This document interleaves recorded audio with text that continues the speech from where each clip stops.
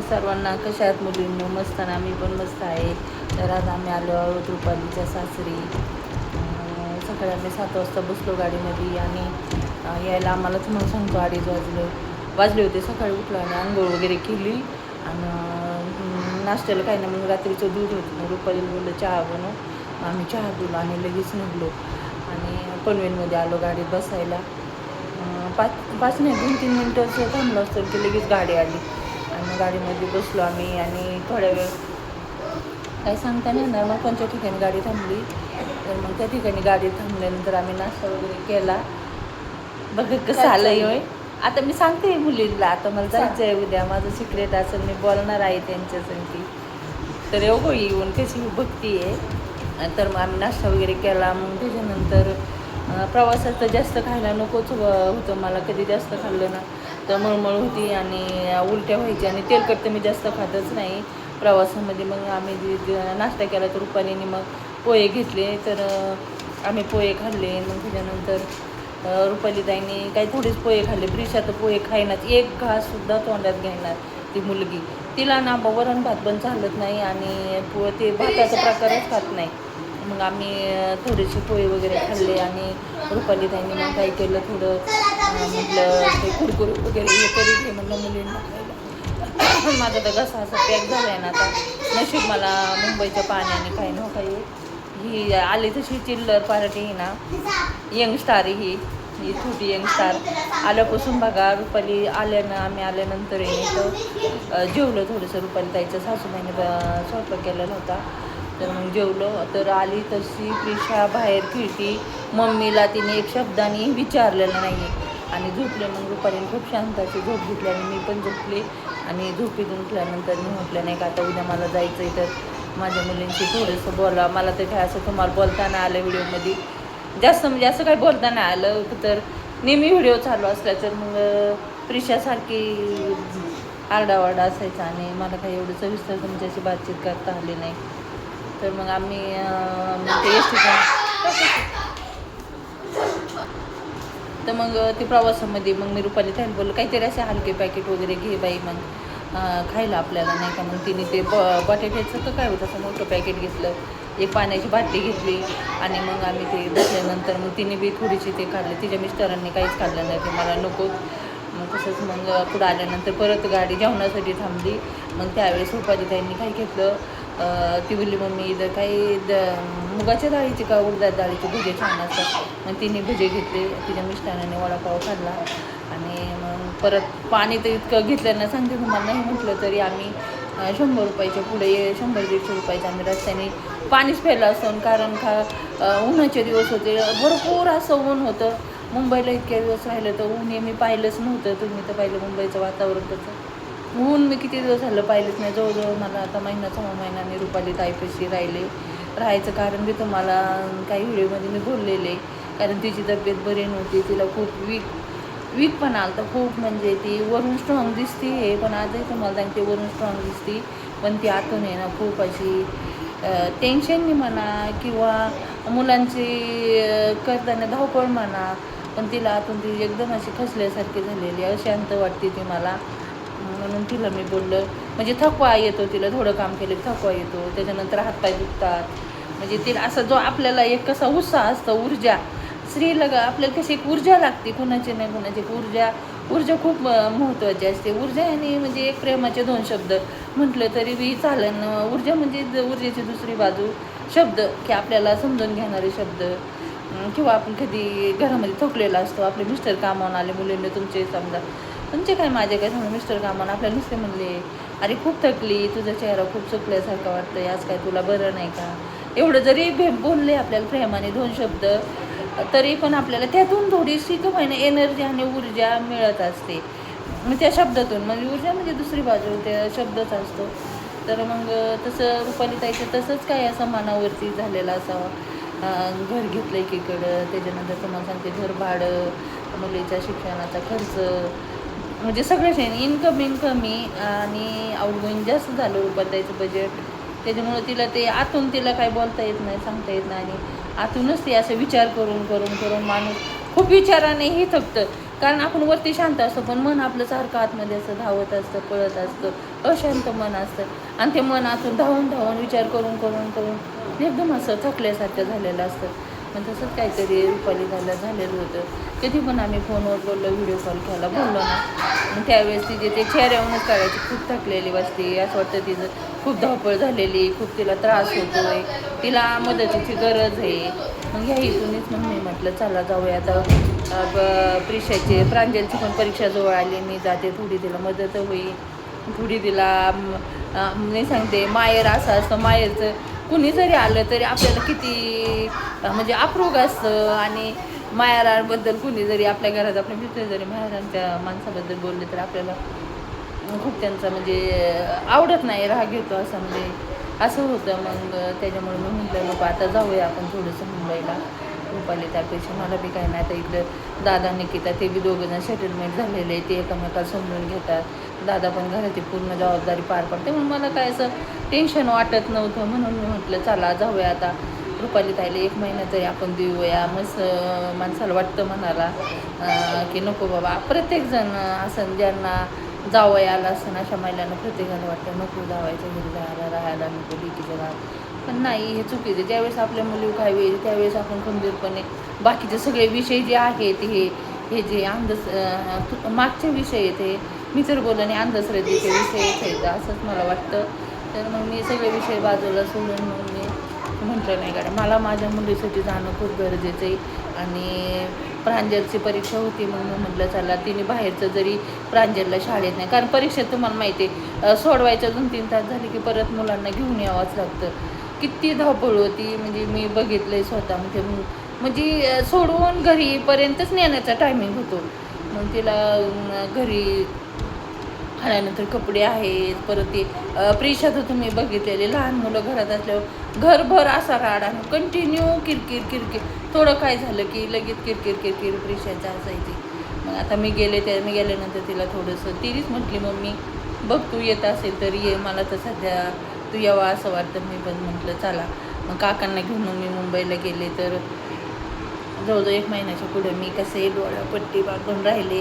दादाची मला फोन होते, मम्मी कधी येते. कारण तिथं पण त्याला वाटतं कामाला गेल्यानंतर मम्मी आणि निकिता दोघीजणी घरी असतात.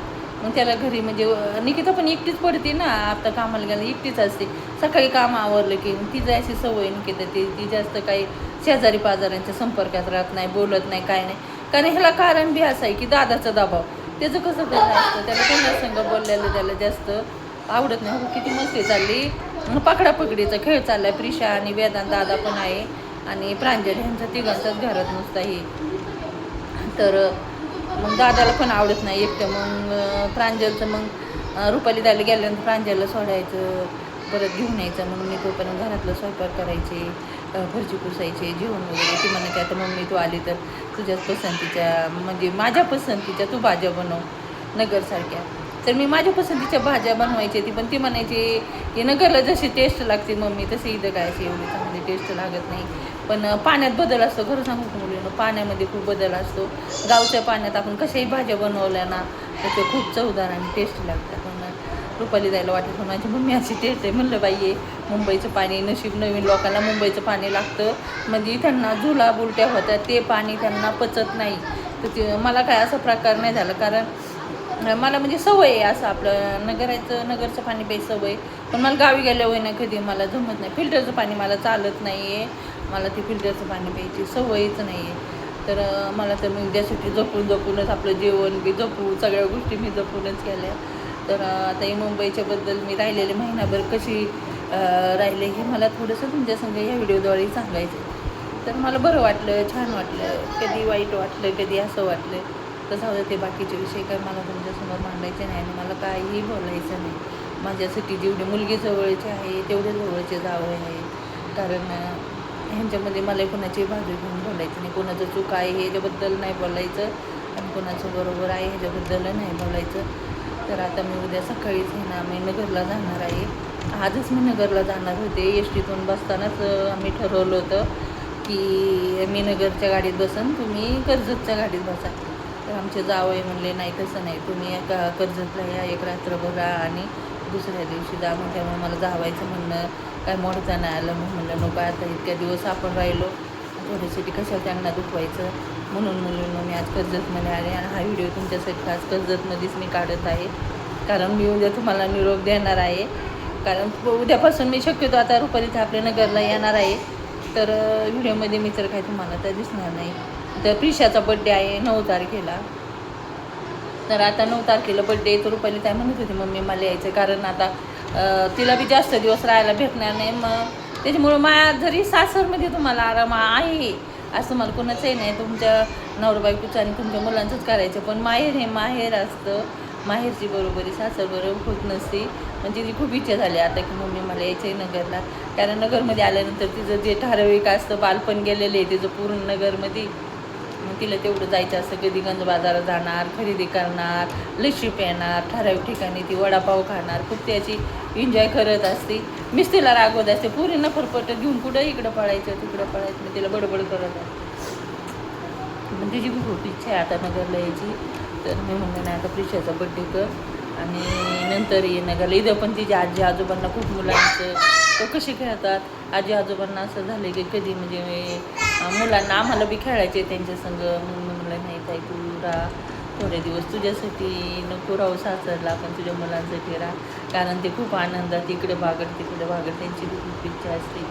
तर मग रुपाली 9 तारखेमध्ये प्रिशाचा बड्डे झाल्यानंतर ती येणार आहे नगरला. नगरला आल्यानंतर मी तिच्या शरीराची पूर्ण तपासणी करणार आहे. तिला असं का होतं आहे, थकवा काय येतो, अजून काहीच वय नाही. थोडंसं हे झालं की तिला थकवा येतो आणि तिला खूप त्रासच होतो आहे. आतून नाही ना शरीर तिचं ना आता साथच देत नाही. म्हणजे असं झालं आहे. म्हणजे मला दिसतंय असं नजरेत. ती बोलते अगं नाही गं मम्मी असंच होतं तसंच होतं.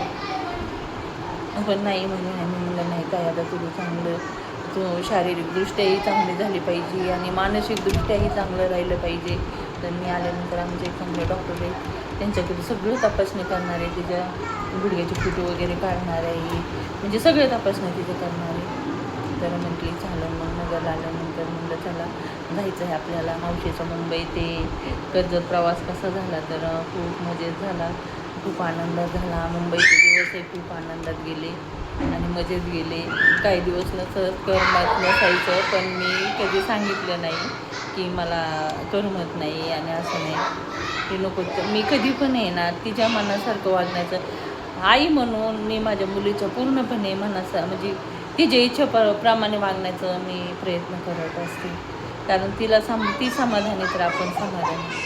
तर मग चालत तर मुलींना उद्या मी सकाळीच म्हणणार आहे, म्हणजे गावी जाणार आहे, आमच्या गावी जाणार आहे, तरडहणला जाणार आहे. तिथं कांदे काढायचे आमचे. जर निकिता दादा हे सगळे 15 मिनिटात झालं तर 15 नाही, मला हा 1 तासाचा व्हिडिओ काढायचा आहे पूर्ण. मला आता मुंबईमध्ये काय झालं काय मला तिथं व्हिडिओमध्ये नाही बोलता आलं, पण आता मी बोलणार आहे.